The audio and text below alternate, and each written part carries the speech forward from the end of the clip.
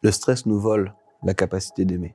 On ne peut pas aimer dans le stress, on ne peut pas aimer dans l'urgence. Et du coup, ralentir, c'est la seule clé par rapport à cette problématique pour pouvoir aimer.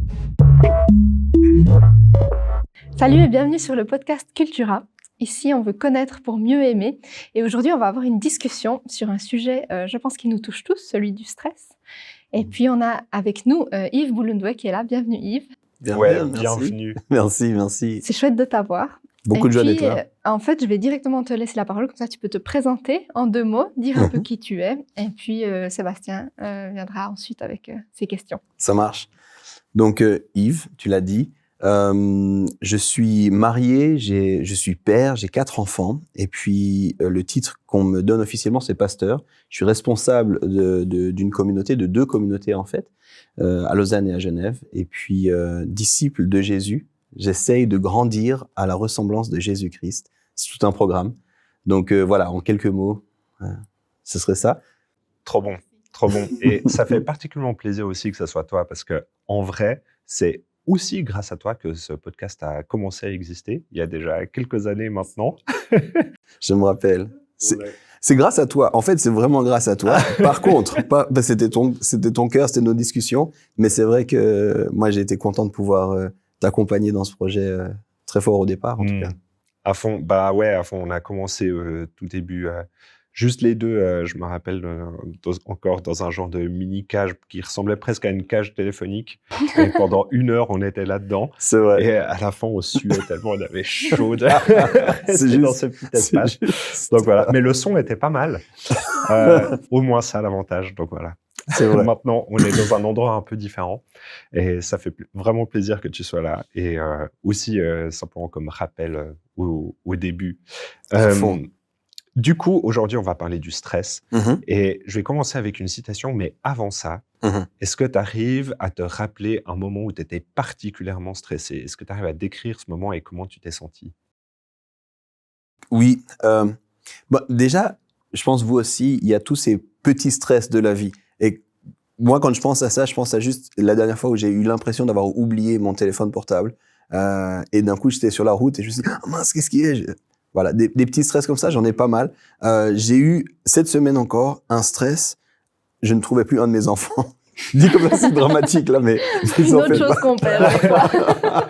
Non, mais dit comme ça, c'est dramatique. C'était pas du tout dramatique, mais en fait, c'est son frère qui est venu, qui m'a dit « Il est où Isaac ?» Je savais pas trop où il était. Je l'ai appelé 2-3 fois. Bref, il était derrière une porte. Rien de grave. Mais c'est des choses comme ça, de stress. Mais de façon beaucoup plus, peut-être, profonde ou un stress qui s'enracine beaucoup plus. En fait, la dernière fois que c'était sur une question financière. Il y avait une échéance financière qu'on devait honorer avec mon épouse.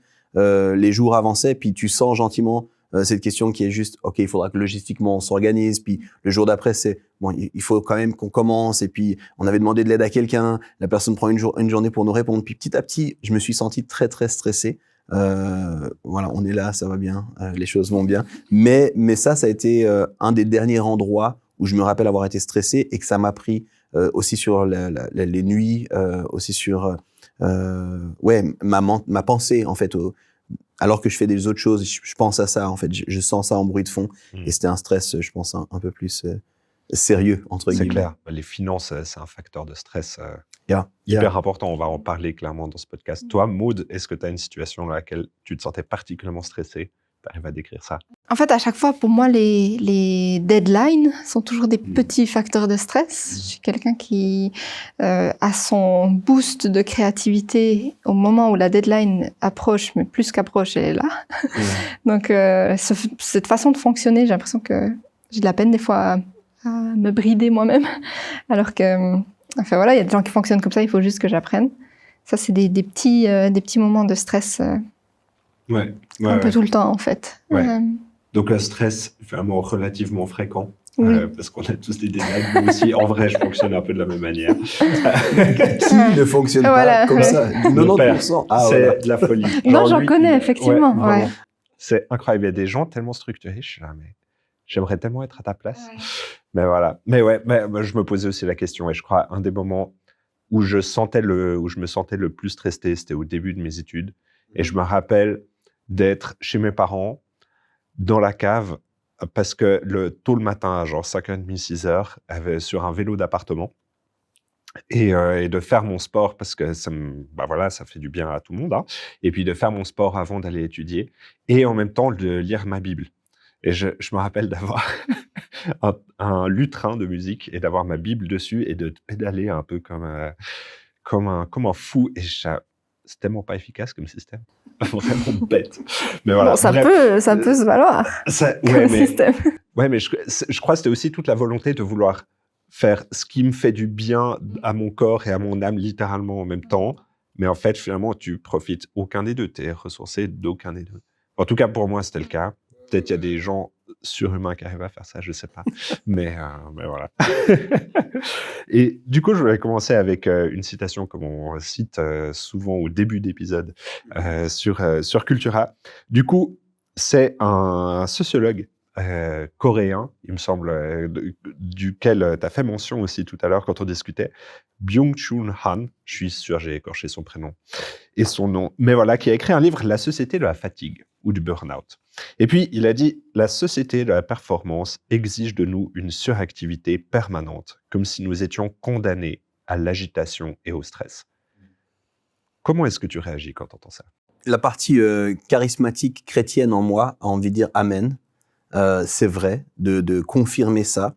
Je pense que c'est un constat qui a grandi en moi aussi, presque d'une forme quasi d'addiction au stress. Moi, j'ai grandi dans une ville, alors en Suisse, on a des petites villes, hein, c'est pas la mégapole ou quoi, mais quand même habitué un petit peu à l'agitation constante, aux activités incessantes, aux possibilités incessantes. Et en fait, je me souviens très très bien, plus jeune, avoir été marqué par ce qu'on appelle aussi la fear of missing out, le FOMO, c'est ça.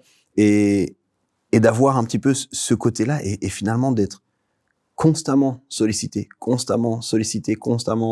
et à chercher cette sollicitation. Je parlais d'une forme d'addiction où le vide nous fait peur. D'un coup, quand il n'y a rien, on est comme désarmé, désorienté, on ne sait pas où regarder, quoi faire. Il y a des crises existentielles dans ces moments-là. Anxieux face au lac qui est calme et paisible, enfin, des choses comme ça. Donc, comment je réagirais? Je dirais, mais tellement. En fait, on est dans c'est un constat sociétal que je partage très volontiers, que je crois beaucoup d'études partagent aussi. Le stress ambiant, les problèmes liés au stress, les problèmes liés à l'agitation, aux sollicitations multiples, que ce soit dans nos vies, finalement physiques, hein, professionnelles, études ou autres, mais aussi dans nos vies numériques.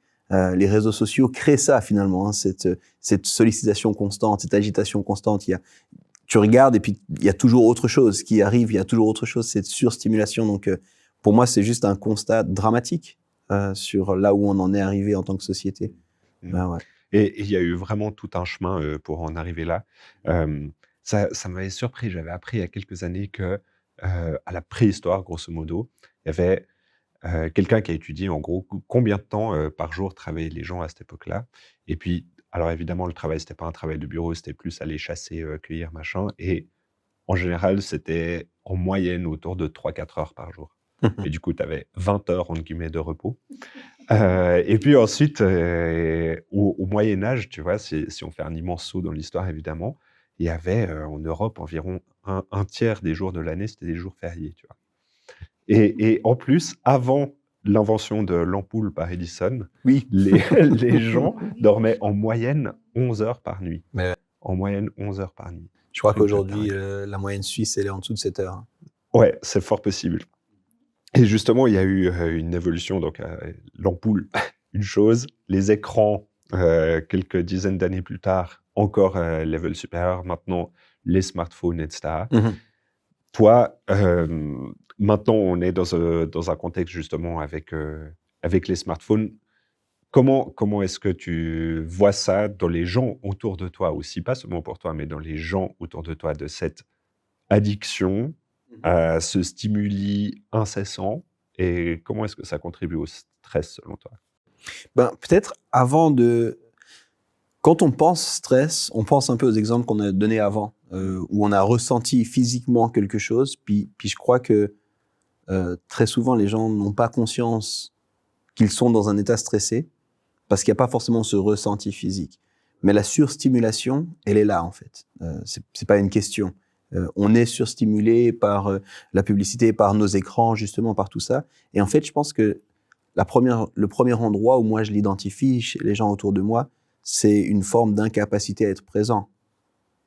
C'est ce fameux moment où tu arrives à quelque part à un rendez-vous, puis la personne, je suis trop content d'être avec toi, mais elle finit encore un message, elle pose, et puis en même temps, il y a ça, puis il y a un truc qui passe à côté, puis tu as juste envie de dire, hé, je suis là, moi. Mais je le vois aussi, et c'est une grosse problématique, en tout cas dans la parentalité. Les parents, moi, je trouve fascinant, en tant que parent, tu vas au parc avec tes enfants, et combien de parents sont censés être au parc avec leurs enfants, mais sont en fait scotchés en train de finir quelque chose sans doute important pour eux sur le moment, au téléphone en fait. Et on a un peu cette impression de pouvoir être multitâche, mais on l'est pas en fait. Et ça crée cette réalité. Donc quand on parle de stress, je crois que c'est aussi ce stress non ressenti, mais présent partout en fait. C'est clair. Les deux, on a lu un livre. On va tirer plusieurs éléments de notre discussion par rapport à ce livre, qui est de John Mark Comer, donc The Ruthless Elimination of Hurry. Yep. J'ai juste là. Au cas où, très bon livre, on vous recommande. Et puis, il parle justement du hurry. C'est un terme qui est franchement très anglophone. Comment est-ce que tu le traduirais pour qu'on puisse partir un peu sur les mêmes bases? Moi, je le traduirais la précipitation. C'est pas encore le sentiment de stress, mais c'est quand cette impression de devoir faire vite, à quelque part. Hein. Et une impression qui est là partout. Je dois faire vite, derrière ça se cache même l'idée de performance. Hein. On est constamment en train de comment est-ce que je peux être plus efficace, en d'autres termes, comment est-ce que je peux faire plus vite ce que je dois faire. Et c'est cette précipitation, c'est ça pour moi le terme hurry. Je trouvais intéressant ce que tu disais, il y a à la fois le ressenti physiologique quand même, du stress, de ce qu'on peut ressentir, mais on est dans un état de stress constant, donc on ressent plus forcément les effets. Et j'avais entendu une fois quelqu'un qui défendait la cause, en fait, de dire c'est bien d'être stressé, c'est que le corps fonctionne parce qu'il réagit à une situation qui devrait être une mise en danger, en fait.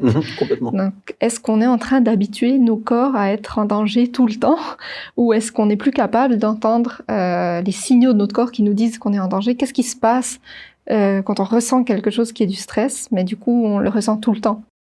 Je pense que c'est un peu la deuxième option que tu disais, on ne se rend plus compte qu'on est constamment, et du coup, on perd même la possibilité de réaliser qu'on n'est pas si bien que ça. Y a un stress qui est tout à fait bon.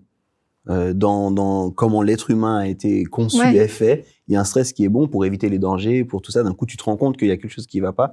Mais quand tu es constamment dans cet état, tu ne sais plus te rendre compte qu'il y a quelque chose qui ne va pas. Je parlais avant des stimulations et des surstimulations. Une des études récemment que j'avais regardées, c'est les études sur les bruits, parce que le bruit nous stresse aussi. Hein. Et puis, dans les villes, justement, on se rend compte que le décibel moyen a en fait une incidence. Si tu demandes à quelqu'un qui vit au centre-ville, est-ce que ça va? Peut-être il va dire, des fois j'entends un peu la route ou quoi. Mais en fait, il y a un décibel moyen qui est là constamment, qui a même été, aujourd'hui, justement, selon les études, la preuve de certaines maladies, en fait, qui arrivent par après. Mais juste parce qu'il y a constamment ce bruit. Et je pense que c'est la même chose avec ces stimulations. Et le problème, il est là. C'est qu'en fait, on est constamment stressé, dans ce sens-là, précipité, constamment attaqué, finalement, par des stimuli de partout. On ne se rend plus compte, donc on ne se rend pas compte qu'il y a quelque chose qui ne va pas. On normalise quelque chose qui ne devrait pas être normal. Alors que notre corps est en train de nous donner clairement des signaux de détresse en soi. Ouais. Exactement. Ouais. Tu parlais d'addiction et ça, je trouve super intéressant. Je fais aussi un parallèle, j'en profite avec le bruit. C'est un ami qui vient du Caire, la capitale de l'Égypte, du centre-ville, donc hyper bruyant. Il est venu étudier en Suisse et puis il n'arrivait pas à dormir tellement c'était silencieux. Et du coup, pour s'endormir, il mettait du bruit. Vraiment le bruit de la rue, comme ça lui permettait de plus facilement s'endormir. Et il y a vraiment cette notion d'addiction, en fait. J'ai besoin de ça. Et du coup, par rapport à la citation que je disais avant, il y a un peu cette société de la performance. Et c'est vrai. Et en même temps, en entendant ça, j'ai pas envie non plus de tomber dans la victimisation, tu vois, genre, c'est la faute de la société si on est stressé. Et en fait, je crois, nous-mêmes, on se nourrit aussi de cette manière de faire, où on a besoin constamment de stimuli. moi, je suis quelqu'un, je pense, de nature un peu anxieuse. Et du coup, il y a toujours un peu ce truc de ah, j'espère que j'ai assez fait. J'espère que ça va valider telle situation, etc. Et ça me stresse. Ça peut vite me mener à vouloir trop travailler ou bien à être plus facilement irritable, etc. Toi, t'es pas forcément quelqu'un d'anxieux. En tout cas, je me rappelle dimanche dernier au message, tu l'as dit. Donc, je le prends pour content. Et du coup, pour toi, c'est un peu quoi les sources de stress qui te viennent spécifiquement, à part le téléphone, évidemment? Est-ce que c'est aussi une volonté de plaire un peu ou autre? Ouais. Il y a beaucoup de choses dans ce que tu as dit. Effectivement, je pense que je suis pas une personne d'une nature anxieuse. Au plus grand dam pour ma maman qui aurait voulu que je sois un peu plus stressé par moment à l'approche d'examen, par exemple, ou autre. Donc, elle me disait toujours, il y a un problème avec toi, Yves. Donc, je pense que le stress, je pense que la question de la performance, on est quand même dans des sociétés qui ont beaucoup basé l'estime qu'on a des individus sur leur performance.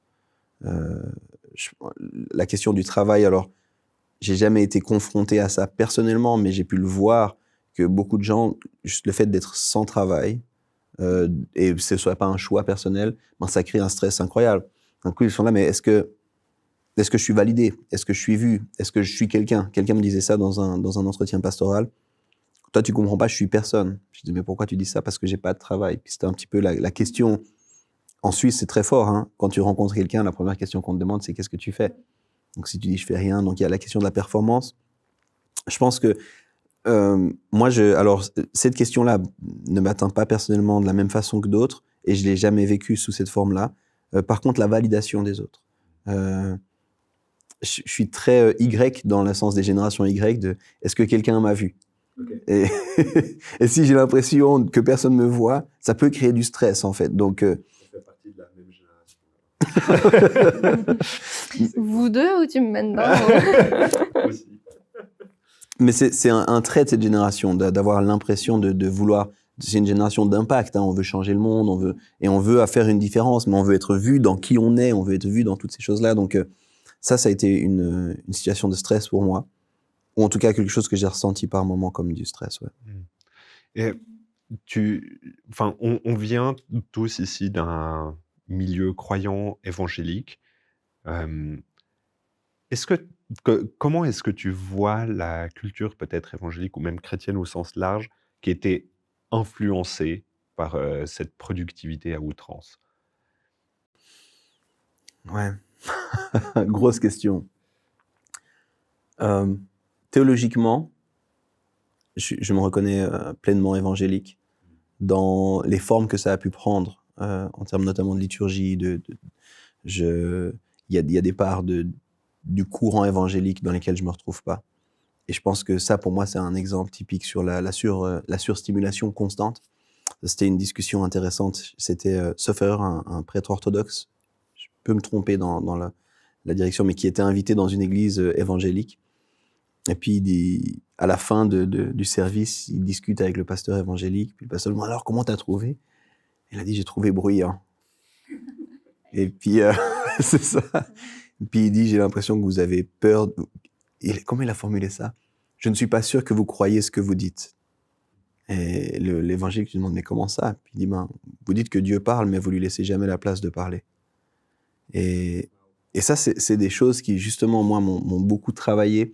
Il y a aussi une forme dans le courant évangélique, une intention qui a été de sortir de tout ce qui est sacré.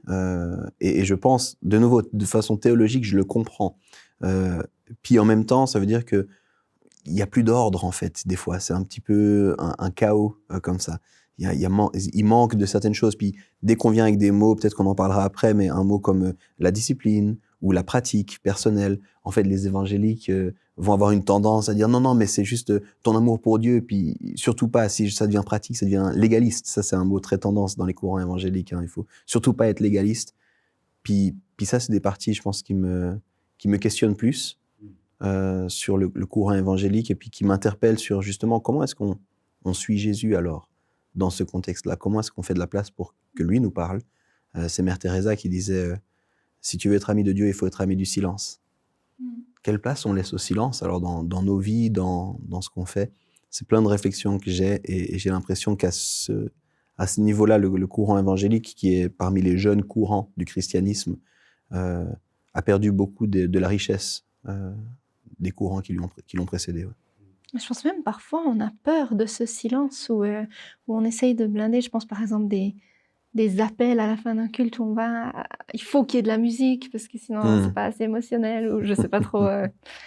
Je pense que chaque église a ses pratiques, mais il y a un peu une peur de ce silence où j'étais parfois dans des célébrations, certaines évangéliques, d'autres pas, mais où c'était juste prière de l'assemblée, où des prières montent et puis des silences entre chaque prière et j'ai trouvé que ça faisait vraiment du bien de laisser de l'espace pour ça, ou juste 5 minutes. Et 5 minutes, c'est super long de silence après un message pour laisser descendre. Je ne sais pas si j'ai déjà vécu ça dans le cadre d'une célébration, mais je trouverais bienvenue.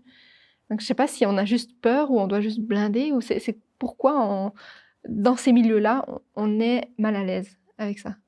Alors, sans doute les deux que tu proposes, sans doute qu'on a peur, ce qui vient peut-être toucher aussi notre théologie. Hein. Si rien ne se passe, est-ce que Dieu est vrai? C'est une question quand même qu'on peut se poser. Peur du vide, qui est une peur plus fondamentale et plus existentielle pour tous les individus, mais qui vient toucher notre théologie. Je pense aussi justement, un petit peu, on blinde, on surstimule. Il y a quand même une intention, alors qui est noble, ou en tout cas qui est pas mauvaise au départ des mouvements évangéliques, d'une forme de contextualisation. Puis du coup, on veut aussi répondre à un certain contexte, donc dans le style, dans la forme, dans le style de musique qu'on utilise, ça correspond assez au style contemporain. Mais dans ce sens-là, on risque aussi d'embrasser finalement des choses qui font partie de cette société surstressée ou surstimulée qu'on amène. Et puis je pense aussi, très souvent, juste par habitude, on ne s'est pas posé ces questions. On fait ce qu'on voit les autres faire. Je pense peut-être là plus au groupe de jeunes ou à des contextes comme ça où finalement, les autres font comme ça, nous on fait comme ça, puis on ne s'est pas posé ces questions. En tant que pasteur, je trouve fascinant des fois de poser la question à des responsables. Quel temps on s'est arrêté, assis, pour réfléchir à notre liturgie? Très souvent, c'est une liturgie largement héritée. On ne s'est pas demandé pourquoi est-ce qu'on fait ça, pourquoi est-ce qu'on fait ça. Tu parlais du temps d'appel à la fin, classique. Mais je pense très souvent, les gens disent on le fait parce que les autres le font. On ne se rend pas compte des richesses perdues en cours de route aussi. Donc je pense qu'il y a une part des fois qui est juste héritée et puis sur laquelle on ne s'est pas questionné. Et dans ce sens-là, il y en a aussi qui veulent faire absolument l'opposé, juste en réponse, en réaction, sans se demander non plus pourquoi est-ce que cette chose se faisait et est-ce qu'elle était bien. C'est clair. C'est clair. Donc là, on est un peu plus jusqu'à maintenant dans l'ordre du constat, de voir un peu comment la société a évolué, comment est-ce que ça a affecté aussi notre manière de vivre les cultes, de vivre notre foi. Mais dans cet épisode, j'avais aussi envie qu'on puisse parler un peu plus de pratique et de discipline, ce mot qui fait peur, qu'on puisse explorer un petit peu ça ensemble. Et justement, John Mark Comer, dont on a évoqué rapidement le livre avant, en parle. Il parle notamment d'une chose un peu obscure qui a quasiment 1500 ans, même peut-être plus, qui vient plus des pères du désert. Donc ces gens qui vivaient plutôt en Afrique du Nord, qui étaient un peu retirés de la société, mais qui gardaient toujours réellement un contact avec les villes aux alentours, les habitants. Et puis, ils ont développé des pratiques vraiment riches qui s'appellent les règles de vie. Et est-ce que tu arrives à en parler un petit peu plus aussi pour faire le lien? OK, ces gens dans le désert en Afrique du Nord, il y a 1500 ans, qu'est-ce qu'ils peuvent nous apprendre à nous aujourd'hui? Est-ce que je mets ça de côté? Et puis j'aimerais juste sur le côté encore constat, parce qu'on a pas mal parlé dans l'église et tout ça, mais je reviens après sur la règle de vie. Je trouve intéressant de challenger la société plus largement que uniquement dans l'église ou le courant évangélique. Il y a une soif de performance, puis il y a une intention de faire toujours plus. Je dis ça parce que pour moi, c'est important que les gens comprennent la pertinence d'une règle de vie. S'applique bien sûr dans un contexte de foi, mais plus largement aussi. On est dans cette société surstressée, surstimulée, et ça affecte tout le monde. Et en fait, je me suis rendu compte ces derniers temps que même dans notre désir de performance, dans notre désir de productivité, dans notre désir d'efficacité. C'est les parties là dans les livres, dans les magasins de livres qui fonctionnent incroyables. Hein. Booste ton efficacité, booste ta productivité, comment faire plus. C'est ça. On est vraiment là-dedans. Et en fait, j'ai juste envie de mettre ça ici. C'est un échec large de la société. En fait, dans les années 1930 déjà, il y avait cette pensée que grâce à la technologie, on ira mieux. Et puis en fait, cette technologie a créé une nouvelle forme d'esclavage. On en a parlé en termes d'addiction. Là, j'en parle différemment dans ce boost de productivité. C'est une nouvelle forme d'esclavage. Et il y a un constat qu'il faut quand même poser d'un point de vue sociétal, que les promesses, notamment liées à la technologie et à l'évolution, ne sont pas répondues aujourd'hui. On s'attendait dans les années 60 à ce que les gens soient calmes. Tu parlais du nombre d'heures par jour. Dans les années 30, un Britannique disait, un économiste britannique, les gens vont travailler plus que 15 heures par semaine. Grâce à l'autonomisation, grâce à la technologie. Et aujourd'hui, c'est des livres qui font fureur. Hein. La semaine à 4 jours, des choses comme ça. Mais en fait, on n'y est pas. Et c'est-à-dire qu'il y a un mal-être profond, il y a un stress profond qui est là et qui est quand même un échec des promesses sociétales qu'on va retrouver aussi dans l'Église, en particulier évangélique, qui est celle que je connais un peu mieux. Mais c'est dans ce sens-là, je pense que c'est important de s'arrêter, d'oser ce constat, de dire en fait, ça va pas si bien que ça. Il y a un niveau de stress qui est là ambiant. Aujourd'hui, les tendances sur le surménage, sur le burn-out, c'est là plus que présent. Qu'est-ce qu'on fait de ça? Et c'est dans ce sens-là que c'est intéressant de revenir, puis je reconnecte avec ta question, sur cette question des règles de vie ou de la règle de vie, d'une règle de vie. Donc c'est vrai, John Mark en parle dans son livre. On a de la peine à identifier quand est-ce que ça a été mis en place. Certains estiment 6e siècle, les premières traces, en tout cas sources, mais sans doute que ça venait d'un héritage encore en avant. Et l'idée d'une règle de vie, c'est l'idée d'un ensemble de pratiques qu'on va décider de mettre en place comme un fondement finalement dans notre vie. Un ensemble de pratiques qui va finalement rythmer notre quotidien. Une expression que j'aime énormément de John Mark Comer, c'est redécouvrir les rythmes de la grâce. Donc, quelles sont les pratiques que je peux mettre en place dans ma vie de sorte à vivre à un autre rythme? C'est ça l'idée d'une règle de vie. C'est l'idée de se structurer autour de certaines pratiques. Alors, il y a des règles de vie qui sont établies, qui ont été ensuite reprises. C'est devenu plus célèbre au moment de la réalité monastique, où les monastères avaient des règles de vie, puis rejoindre un monastère, ça signifiait aussi adopter une règle de vie qui était dictée par le monastère. Donc avec règle de vie, tu parles juste de rythme de la journée, c'est ça, de pratiques qu'on a dans la journée. Exactement. Et les choses s'agencent autour de ces pratiques. Exactement. C'est un ensemble de pratiques que tu vas décider, et puis qui vont rythmer ton quotidien. Du coup, tu vas vivre à la vitesse de cette règle, justement, qui devient une règle de vie. Et en fait, l'idée de cette règle de vie, c'est de s'articuler autour de choses que tu estimes importantes. Ça devient intéressant si je pense, par exemple, aux chrétiens, pour qui j'ai jamais connu un chrétien qui me disait prier, c'est pas important.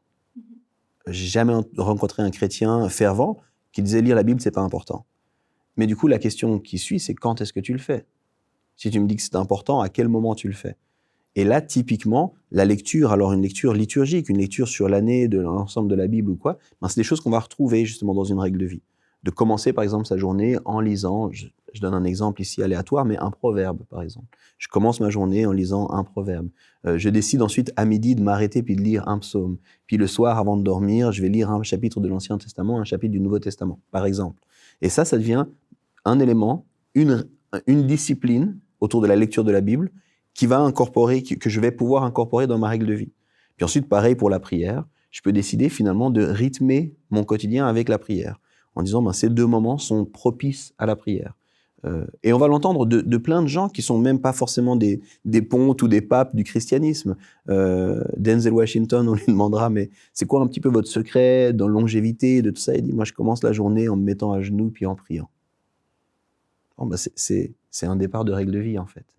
Mais cette règle de vie va ensuite s'articuler avec d'autres pratiques. Et puis, en fonction, il y a plein d'exemples de règles de vie et puis de façons de les faire. Et je soulignerais aussi que, en fait, on suit tous des règles. Genre, on suit tous des disciplines. Et même si on a l'impression d'être totalement libre, en réalité, on déteste la liberté absolue. Non, mais vraiment. C'est vrai. Non, c'est vrai. En fait, c'est effrayant de se dire qu'on n'a aucun rituel de notre journée. Et ça rassure, ça fait du bien de se dire, ah bah, à midi, je mange, le soir, je mange aussi. Et puis on a tous des rituels, que ça soit se lever et directement prendre une cigarette, ou se lever et aller au salon, peut-être lire ou directement commencer à manger. On a tous des règles de vie différentes.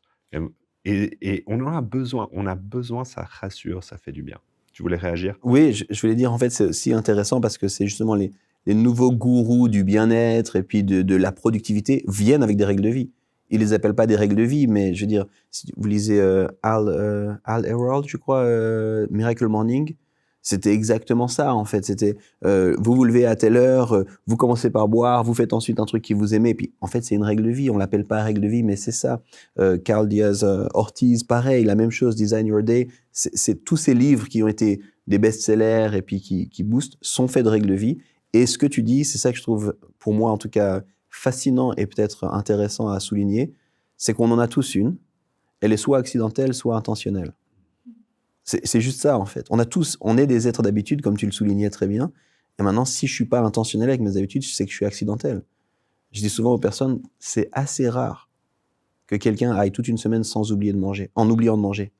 À un moment donné, on le sait, en fait. Alors, c'est un besoin physiologique qu'on a, mais la plupart des gens, encore une fois en Suisse, vont dire il faut manger 3 repas par jour. Mais pourquoi il faut 3 repas par jour? Il y a bien des cultures où on mange que 2 repas par jour. Sans parler de la question de la faim ou autre ou quoi. Donc, c'est devenu une règle. C'est devenu une règle. On a structuré notre société autour de cette règle. Et maintenant, les gens vivent avec cette règle incorporée de façon accidentelle. Et en fait, si on regarde, de nouveau, les gens disent, ah, les réseaux sociaux, c'est pas très important. Mais regarde le temps que tu passes dessus. Non, c'est clair. C'est pas important. C'est qu'il y a une dichotomie entre ce qu'on pense, Exactement. qui est important pour nous, et ce qui l'est vraiment dans nos réactions et dans la façon dont on design nos journées. C'est exactement ça. Et pour moi, la force d'une règle de vie, c'est de finalement ramener de l'intentionnalité sur comment je construis ma vie. Et en fait, ça, on le sait bien, hein, c'est ça qui va dicter où je m'en vais. S'il y a quelqu'un c'est toujours le cas quand tu dois aller parce que le médecin t'oblige d'aller au fitness, le coach, il dit, fallait venir avant, en fait. Puis on aurait pu designer une pratique, une habitude. On en revient toujours à ça. Donc c'est ça, fondamentalement, la règle de vie. John Mark va rappeler cette importance. À quelque part dans son livre, il va dire, il y a ce constat. On est surstressé, on est surstimulé, on est constamment dans ce stress et dans ce rush. Et d'ailleurs, le titre vient d'une citation de Dallas Willard qui dit que finalement le hurry, cette précipitation, c'est le plus grand ennemi de notre vie spirituelle aujourd'hui. Donc, il dit comment est-ce qu'on peut faire ça? Et en fait, la solution, entre guillemets, qui met en place, c'est de dire il faut redécouvrir et mettre en place des règles de vie. Une règle de vie. Il cite aussi dedans Corrie ten Boom, je crois, qui disait que en gros, si le diable n'arrive pas à te tenter par des péchés, il va juste te rendre suroccupé. Exactement. Et je trouve tellement vrai. Je crois vraiment, après, spirituellement, on n'arrive plus à être disponible, je crois, quand on est constamment dans des situations de stress. Et je trouve, au-delà d'une simple intentionnalité à remettre en place, il y a aussi vraiment un désapprentissage de certaines addictions, de choses... je fais ce que j'aimerais pas faire. C'est-à-dire, si je pense que ça, c'est important, mais je fais autre chose, j'ai l'impression que dire juste « faut plus d'intentionnalité », c'est un peu léger comme réponse. Il y a certains mécanismes qu'il faut désapprendre ou qui nous ont aussi été transmis. Typiquement, le scroll des réseaux sociaux, on parle aujourd'hui de vraie addiction à ça. Et un peu d'intentionnalité, ça me semble juste... est-ce qu'il n'y a pas vraiment des... Ça me semble un peu léger. Se dire oui, j'aimerais, mais on sait que ce qui est important pour moi dans ma tête, c'est pas ce que je fais, donc comment faire? Mais c'est intéressant parce que pour moi, l'intentionnalité, c'est plus que le désir. Le j'aimerais, voilà, bon, effectivement, mais combien de personnes aimeraient perdre du poids, puis s'il fallait juste vouloir, il n'y aurait pas de personnes qui seraient en surpoids, en fait. Donc, c'est qu'est-ce que tu vas mettre en place? Et pour moi, c'est là que ça commence l'intentionnalité. C'est pas la réalisation du problème, mais c'est finalement ce que tu vas mettre en place pour sortir de ce problème. Et maintenant, cette mise en place, elle est loin d'être évidente. Comme tu l'as dit, alors il y a les éléments qui sont addictifs, très dur de sortir d'une addiction. Il y a les éléments qui sont aussi sociétaux. Il y a un cadre sociétal. Le problème étant pas seulement interne, mais sociétal. Il y a un cadre sociétal. Je veux dire, le FOMO, c'est une réalité. de réussir à dire non, en fait, c'est pas si simple que ça. De réussir à dire, je vais pas aller à cette chose ou je vais pas suivre ça. Et le FOMO, il est sur ce qu'on vit, mais aussi sur ce qu'on voit aujourd'hui. Je me souviens, une fois, je suis passé pour une personne vraiment surprenante. J'avais pas suivi une émission Netflix qui avait un carton, le plus grand hit et tout ça. Et puis, du coup, j'étais dans une discussion tout à fait random. La personne dit, ah, mais oui, on a tous vu. Puis, en fait, j'ai pas vu, c'est quoi? Et vraiment, j'avais l'impression d'être... T'as pas vu? Comment t'as pas... Mais tu vis dans une grotte, mais t'as pas Netflix, mais c'est quoi? Non, il y a pas de problème, j'ai juste pas vu. On peut continuer. Et puis, il y avait vraiment cette attention sur moi. Et je me dis, ben voilà, je pense sur des personnes plus jeunes, notamment, c'est une vraie pression. Ce serait intéressant de faire une étude en se disant combien de séries ont été regardées parce qu'elles faisaient vraiment plaisir puis que les gens les appréciaient vraiment, ou parce qu'il fallait absolument être à jour pour pouvoir parler le lendemain à l'école ou à l'université de la série. Moi, j'ai fait ça avec Harry Potter, mais plus tard dans ma vie, parce que c'était tellement un acquis qu'il fallait avoir. Que tu as décidé de te mettre à jour. Voilà, il fallait que je les regarde. Ça sent un peu l'enfance évangélique. Moi, c'était... on m'a interdit Harry Potter quand j'étais petit. Non, mais Et oui, du pareil. coup, ouais, bah, voilà. Mais au bout d'un moment, il faut juste C'est se clair. mettre à jour. Enfin, Mais ce décalage, il est difficile à... Il faut- Oui, mais non, mais je suis d'accord. J'ai peur de miss out quelque chose. C'est clair. Là, je suis en train de les refaire en ce moment, justement, encore hier soir avec Manon. On est en train de... Parce qu'il faut, refaire il faut tous plus les se mettre à jour, là. Il faut plus se mettre- Non, Là, on a J'aime ma quitté. femme Là, qui l'aime. là, on a quitté l'histoire de se mettre à jour. Qui se met à jour aujourd'hui sur Harry Potter? Spoiler alert. Ah là là là là.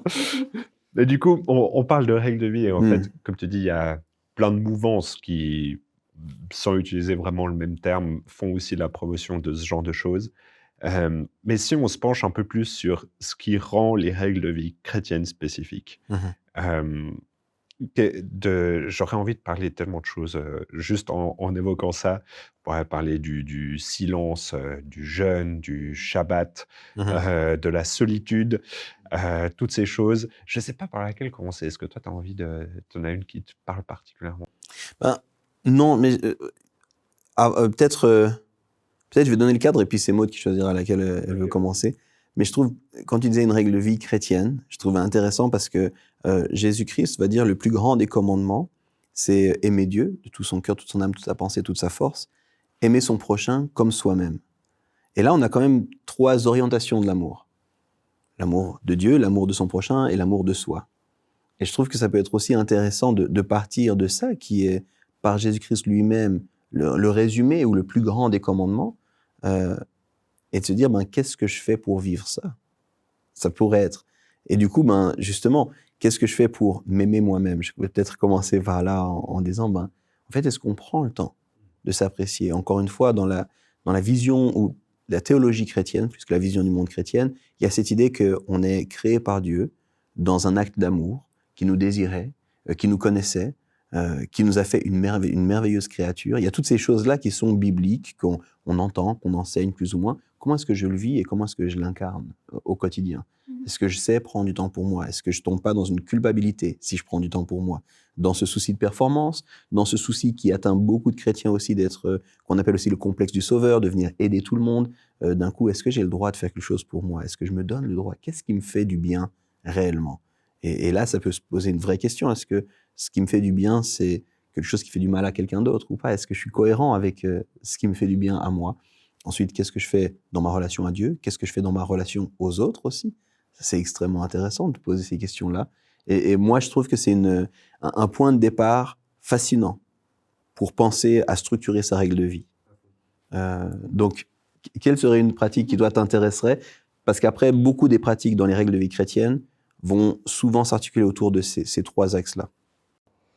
Je trouve intéressant, je rebondis juste sur ça, après je choisirai, parce qu'il y a un livre du philosophe Henry Nouwen qui parle des 3 mouvements de l'âme, donc qui résume ça en fait, et qui est comme une invitation à faire ces mouvements, de passer donc de l'hostilité à l'hospitalité dans la relation à autrui, en anglais ça marche un peu mieux, loneliness to solitude, donc d'une solitude presque subie à une solitude voulue et assumée, et puis ensuite de l'illusion à la prière dans le rapport à Dieu, et qui résume en fait ces 3 mouvements de l'âme.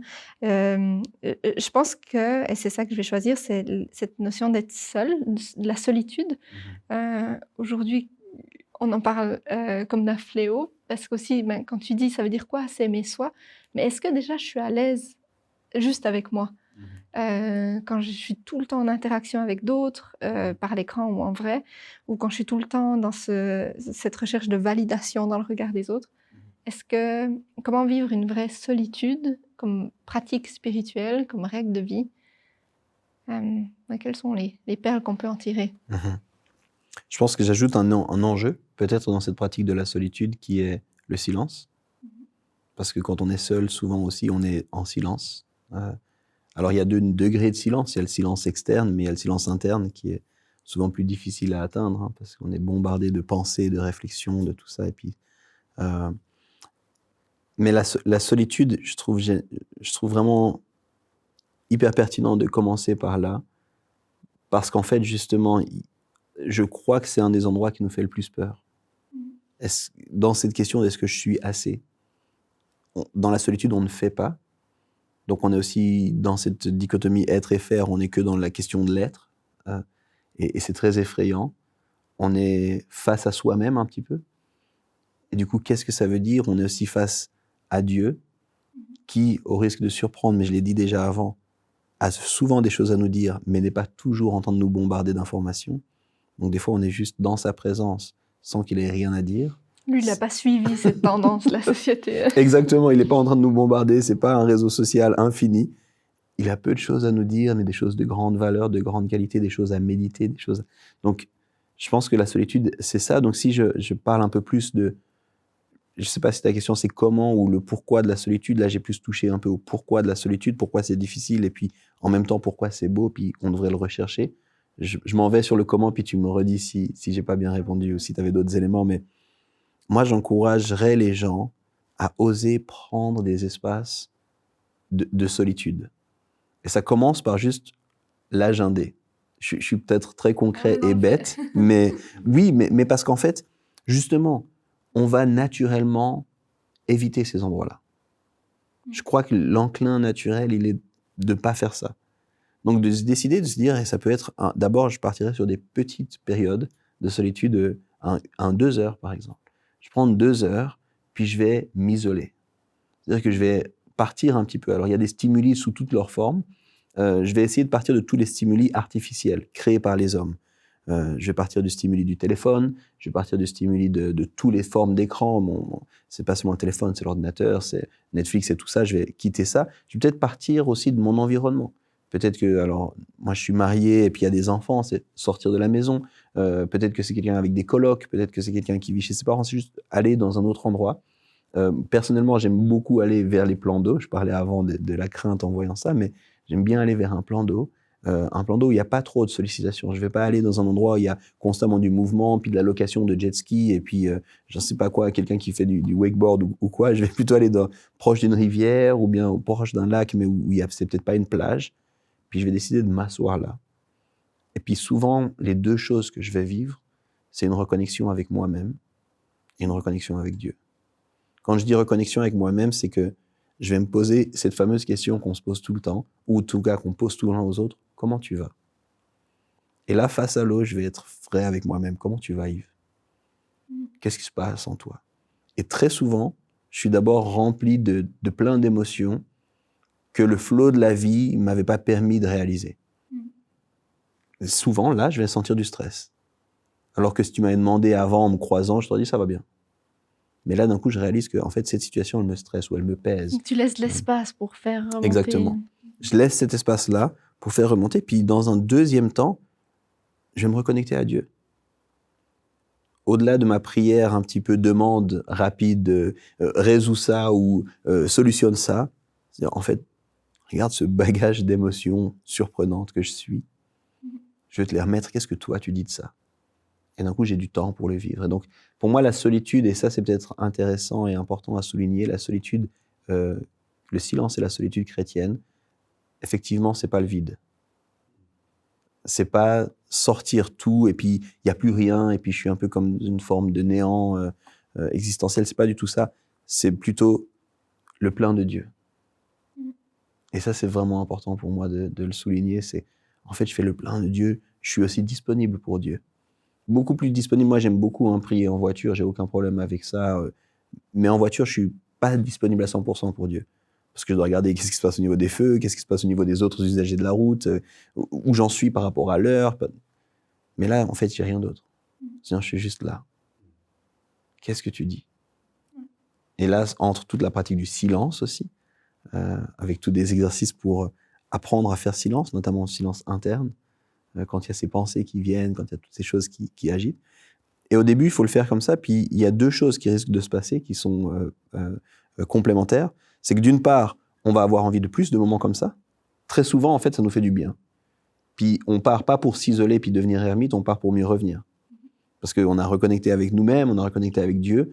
Donc, je suis plus à même d'être présent avec les autres. Souvent, après, à des moments comme ça, je me trouve, c'est pas moi qui peux le dire, mais je me trouve meilleur père et meilleur mari. Parce que finalement, ces choses qui étaient là, mais que je maîtrisais pas, qui s'exprimaient des fois dans des manques de patience ou dans des choses comme ça, elles sont plus là. Je les ai traitées, en fait. J'ai fait face à ça.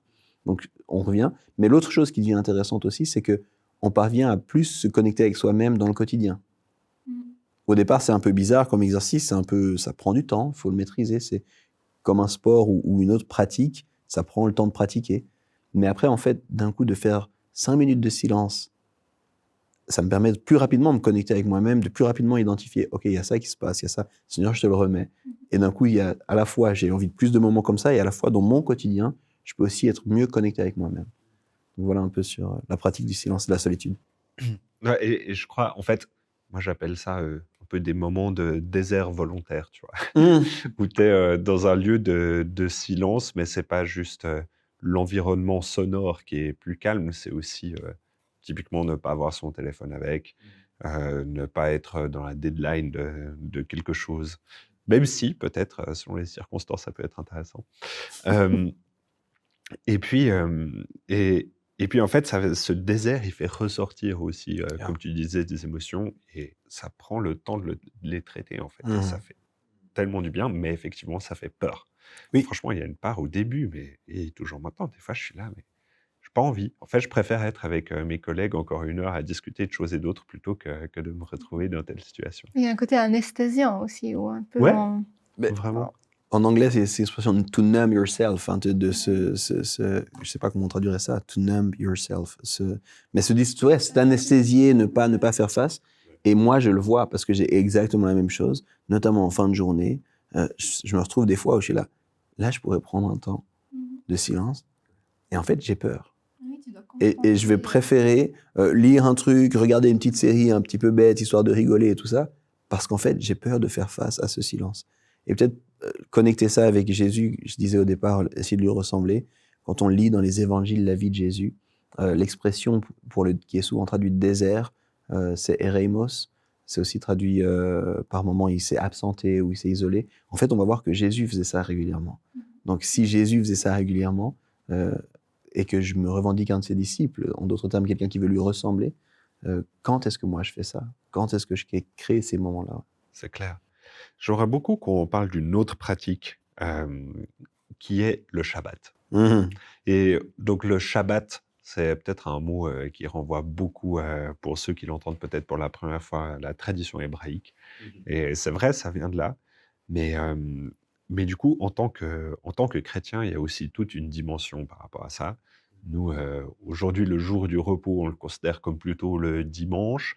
Et puis peut-être que le repos, on le considère comme un moment où on fait rien, c'est un peu farniente. Ou peut-être qu'on a un moment avec la famille ou comme ça.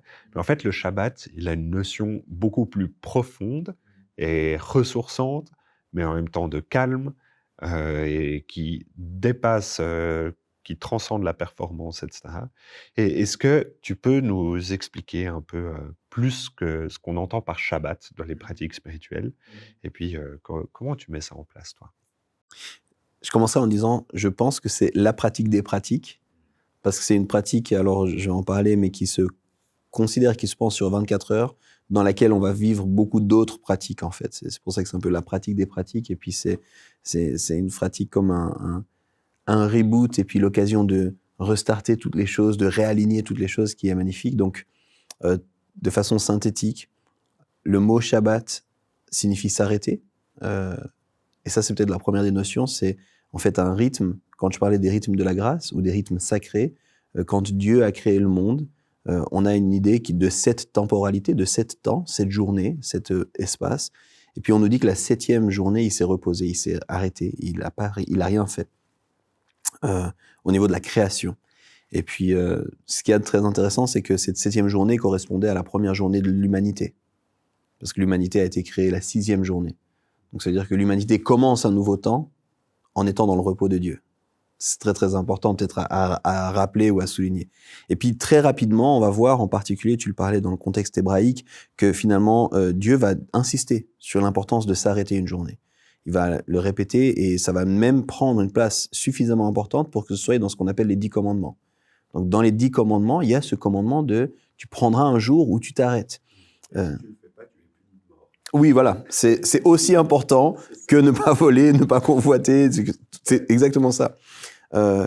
Et c'est vraiment intéressant parce que donc les 10 commandements dans la Bible sont répétés à 2 reprises. Ils sont répétés à 2 reprises par Moïse.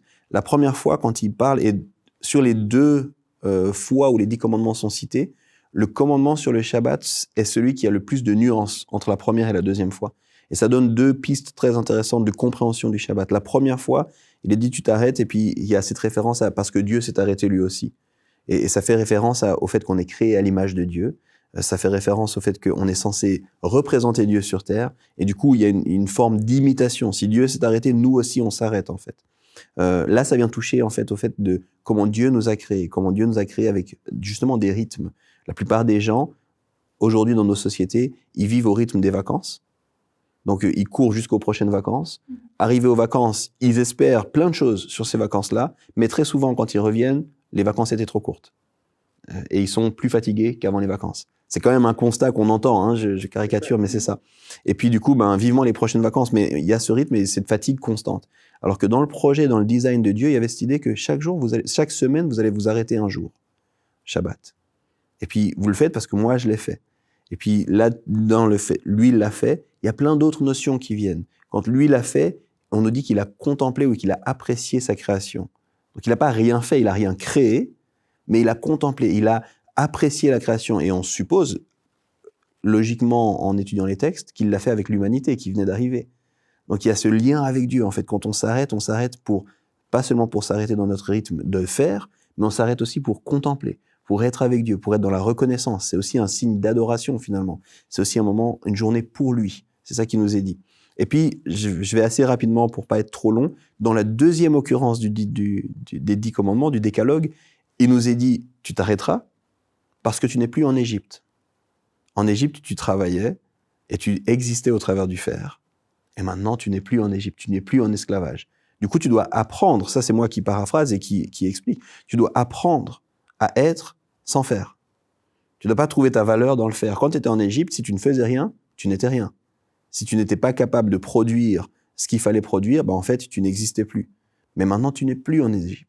Et ça, je trouve fascinant pour nous aujourd'hui, dans cette société qu'on a constatée un peu plus tôt, où on est beaucoup au travers du faire, où finalement, c'est ça qui nous donne notre valeur ou quoi. Nous arrêter, c'est aussi, et ça, c'est un auteur, j'ai plus son nom maintenant en tête, mais qui disait vivre le Shabbat comme une résistance à une société qui nous impose que notre valeur est dans ce qu'on fait.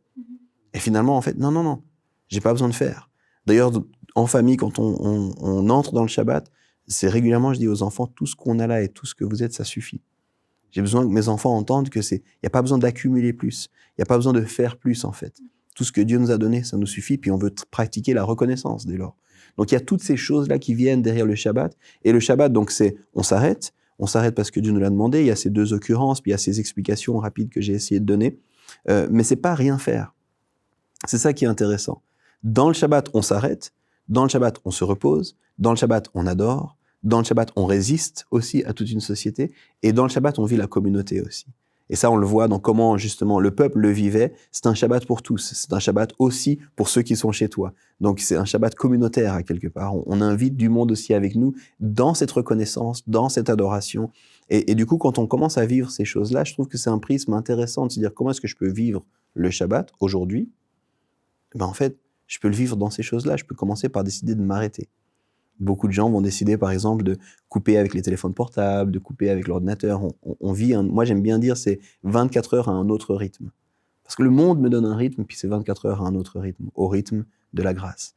Donc, Ouais, vas-y, vas-y. je crois que c'est, en tout cas avec Manon, on essaie de le mettre en place depuis, j'ai envie de dire quelques années déjà. Mhm. Et c'est quelque chose qui prend du temps. J'aimerais bien qu'on y soit déjà, mais peut-être un jour on y sera, je ne sais pas.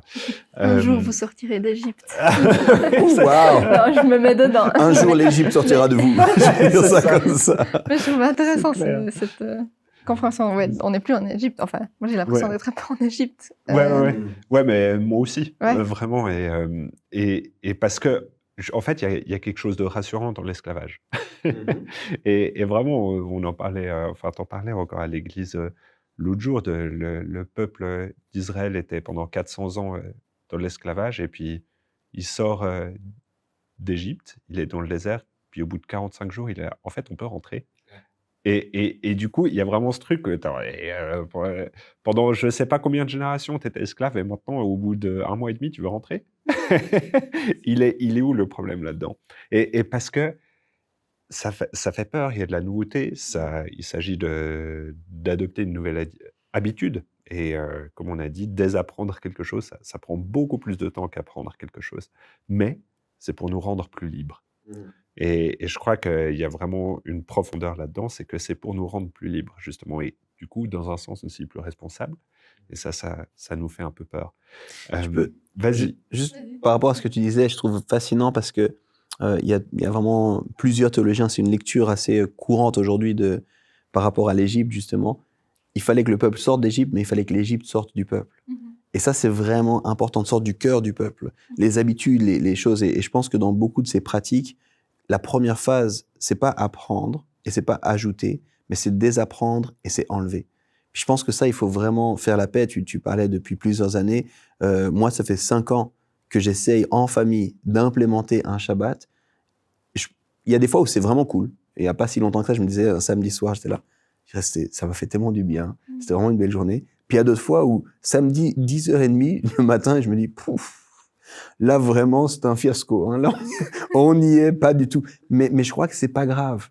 En fait, c'est ça qui est beau. Je crois que c'est justement pas une performance. Exactement. C'est pas une performance. C'est quelque chose. C'est un chemin. On grandit tous là-dedans. C'est un art aussi. C'est pas une formule magique qui va réussir à chaque fois. Et je pense que ça, c'est très, très, très important. Ouais. Peut-être j'ajouterais juste sur la règle de vie, parce que j'ai parlé des 3 axes, je rajouterais juste un 4e axe que je pense très important, puis que je pense John Mark Comer touche avec son livre, c'est qu'est-ce qu'on fait pour ralentir. J'aimerais juste ajouter ça. En tant que chrétien, c'est bien d'aimer Dieu, c'est important d'aimer son prochain, et c'est important de s'aimer soi-même, mais dans la société qu'on vit aujourd'hui, on ne peut pas le faire si on garde le même rythme. Et du coup, il faut oser aussi poser la question, qu'est-ce que je vais faire pour ralentir? And that's scary. Moi, j'ai l'impression que quand je m'arrête, je traverse une crise d'identité. Parce que je ne suis plus ce que je fais, donc je dois apprendre à être ce que je suis. Et ça, je trouve très compliqué. Quand j'ai plus la validation, quand j'ai plus... ou les moments où j'ai l'impression d'avoir rendu tout ce que je dois rendre, répondu à tous mes messages, à tous mes mails, et j'ai littéralement plus rien à faire. D'abord, c'est un sentiment d'angoisse. Peur d'oublier quelque chose. Et tout à coup, très vite, j'ai l'impression d'être inutile à la société. Qu'est-ce que je fous de ma vie? Enfin, j'ai des grosses remises en question, un peu sur le temps de l'humour aussi. Mais c'est ce sentiment qui vient en premier. Donc, le fait de désapprendre et de se donner une nouvelle identité, je crois que c'est ce que Dieu a fait en sortant le peuple aussi d'Égypte. C'est-à-dire, maintenant, je vais vous donner pas juste un nouveau style de vie, mais une nouvelle identité qui vous aide profondément, en fait. Et par rapport à ça, un verset qui pour moi, en tout cas, est mind-blowing.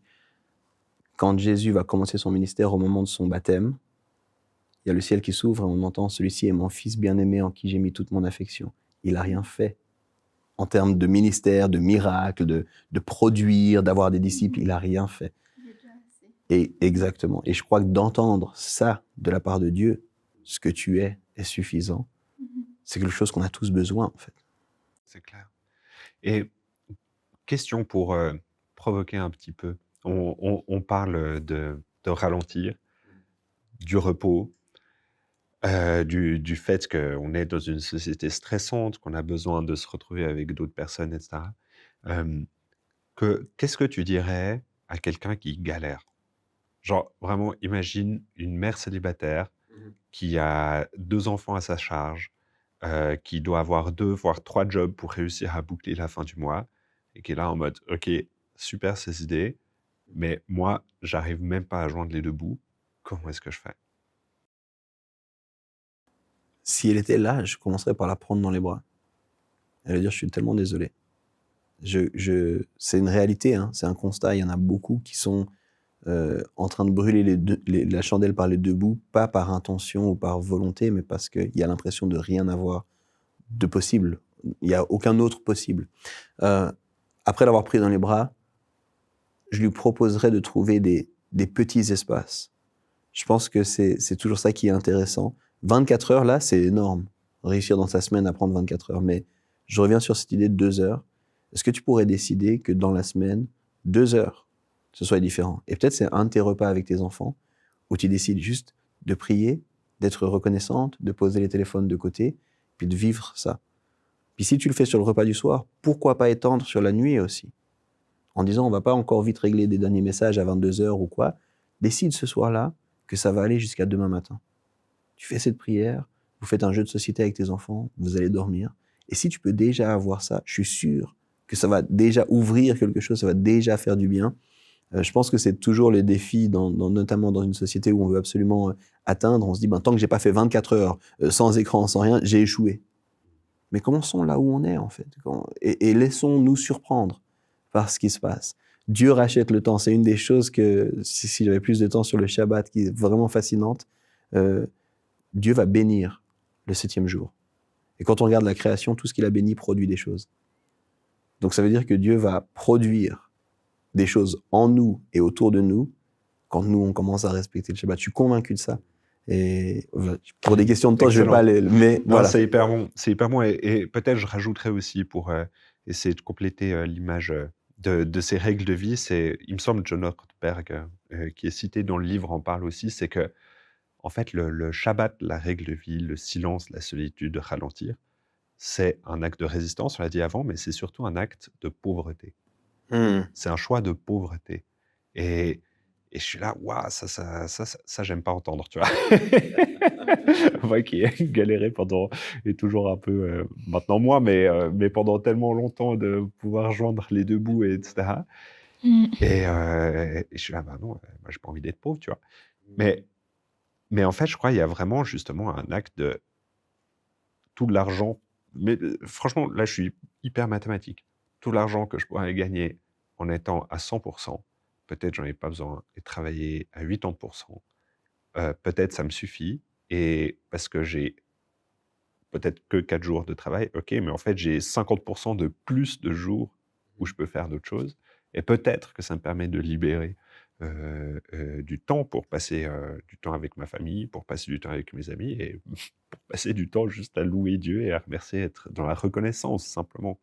Et de voir ça comme un acte de pauvreté, en fait, ça met les mots et la responsabilisation, je trouve, vraiment sur ce que ça signifie. Peut-être on est plus riche intérieurement, mais peut-être un peu moins matériellement. Et aujourd'hui, des fois, j'entends certaines personnes où je suis là, non, mais avec le rythme de vie que j'ai, je suis obligé de travailler à 100%. Je suis là, waouh. Ok, bah effectivement, si je veux partir en voyage à l'autre bout du globe à chaque fois que des vacances se présentent, bah, évidemment, je suis obligé de travailler à 100%. Mais on n'a pas besoin de ça. Ouais, mais je me permets une remarque un peu à l'encontre. J'ai l'impression que quand on a des vies très pleines, le temps libre devient plus précieux. Et c'est parfois, du coup, plus facile d'être intentionnel sur ces moments-là. En tout cas, ça a été mon expérience aussi. Quand j'ai des semaines plus légères, j'ai l'impression d'avoir beaucoup de temps. Et du coup, je le laisse couler. Parce que je me dis que j'en ai plus encore qui va venir. Et des fois, les mois très, très intenses. Moi, à chaque fois, le mois de janvier, c'est un mois très intense parce que je me donne le défi de lire la Bible en entier. Et du coup, en fait, ça me fait... Chaque heure de ma journée est précieuse. Et du coup, j'ai l'impression de faire un tas de choses parce que je sais que j'ai pas le temps de flâner. Mais du coup, en plus de lire, ben, j'ai le temps pour plein d'autres choses. Parce que mes journées sont déjà pleines dans ma tête, en fait. Enfin, voilà, c'était juste... Ouais. Mais peut-être c'est plus l'intention qu'on pourrait mettre derrière, tu vois, tout me paraît plein, mais est-ce que moi, ça me remplit? Mhm. Et en fait, je crois que si notre intention, c'est de vouloir faire avec plus, avec l'espoir que ça nous remplisse plus, on entre dans un cercle vicieux. Oui. Peut-être, mais j'aime beaucoup la notion de pauvreté. J'aime beaucoup aussi la notion de contentement. Est-ce qu'on est capable de se contenter? Parce que pour moi, ça va aussi avec, on n'est pas si pauvre que ça. Mais des fois, on poursuit des richesses parce qu'on ne sait pas se contenter. Et puis la simplicité, qui pour moi est aussi une pratique spirituelle, d'oser la simplicité. Et peut-être par rapport à ce que tu dis aussi, c'est le jeu dangereux, et puis je le souhaite à personne, mais de se dire toutes ces choses-là, est-ce que ça vaudra la peine à la fin de ma vie? Et quand je dis le jeu dangereux, c'est de se dire si aujourd'hui j'apprenais qu'il me restait plus qu'un mois de vivre, comment j'organiserais ma vie? Et après la question c'est de se dire pourquoi est-ce que j'organise ma vie alors si différemment? C'est pas que je dois faire exactement la même chose, mais des fois pourquoi je suis tellement à l'opposé? Shabbat, adorer Dieu, passer du temps avec ma famille, profiter de la vie avec des amis. Je crois que c'est la plupart des choses que les gens aimeraient faire en fait. Si tu vas dans un EMS ou avec des personnes en fin de vie, tu leur demandes qu'est-ce que tu aurais voulu faire de plus, souvent c'est ces choses-là qui ressortent. Ouais. Ben, pourquoi je les vis pas maintenant en fait? Je pense pas que les gens se disent j'aurais vraiment voulu respecter cette échéance pour cet email. C'est ça qui me reste, tu vois. Ouais. Donc voilà, c'est deux, trois réflexions qui vont. On avait discuté, tu te rappelles, on avait dit qu'est-ce que, dans le cadre d'une préparation d'un atelier, de se dire s'il nous restait juste un jour, s'il te restait 10 ans, et s'il te restait 30 ans, voire 40, et en quoi tes objectifs seraient différents du coup? Pourquoi s'il te reste qu'un jour, c'est différent de s'il t'en reste 40? C'est ça. Et je pense que c'est un très très bon point de départ aussi quand on pense à une règle de vie. Ouais. Qu'est-ce que je mets finalement dans mes journées qui sont, moi j'aime bien dire, c'est les choses que je valorise le plus. Et honnêtement, quasiment tous les jours j'échoue par rapport à ma règle de vie qui est très simple au passage. On espère qu'aujourd'hui tu as valorisé le podcast. En tout cas, visiblement, c'est ça. Aujourd'hui je suis là, mais... non mais voilà, pour moi c'est une bonne manière de finir sur pourquoi vivre tout ça. Peut-être pour conclure brièvement, nous, ce qu'on cherche à faire avec Cultura, c'est connaître pour mieux aimer. Là, on a parlé de beaucoup de choses. J'espère aussi que ça a permis de connaître des nouvelles choses aux personnes qui nous écoutent. Comment est-ce que tu dirais que ce qu'on a discuté là nous permet de mieux aimer? Le stress nous vole la capacité d'aimer. Pour moi, c'est aussi évident que ça. On ne peut pas aimer dans le stress, on ne peut pas aimer dans l'urgence, on ne peut pas aimer dans le hurry dont on a parlé. Et du coup, ralentir, c'est la seule clé par rapport à cette problématique pour pouvoir aimer, pour pouvoir être présent. Donc, ralentir pour aimer, j'aime beaucoup ça. Trop bien. Merci beaucoup Yves. Et puis, on espère que ça vous aura parlé, que ça vous aura permis de ralentir un peu. Et comme on le disait, c'est un processus mais qui fait peur un peu au départ, mais qui libère, qui crée vraiment plus d'amour, je crois, en nous, et plus de capacité à recevoir aussi de l'amour de la part des autres et de Dieu. En tout cas, on espère que ça vous aura encouragé. Si c'est le cas, n'hésitez pas à mettre un like, à vous abonner à la chaîne. Et puis aussi, on vous rappelle que vous êtes les bienvenus à rejoindre notre communauté sur Tipeee, donc T-I-P-E-E-E avec 3 E. Donc communauté en ligne Cultura, où vous pouvez contribuer d'une manière ou d'une autre au podcast et puis surtout échanger avec d'autres personnes sur les sujets qu'on aborde. Merci d'avoir écouté jusque-là et puis à bientôt.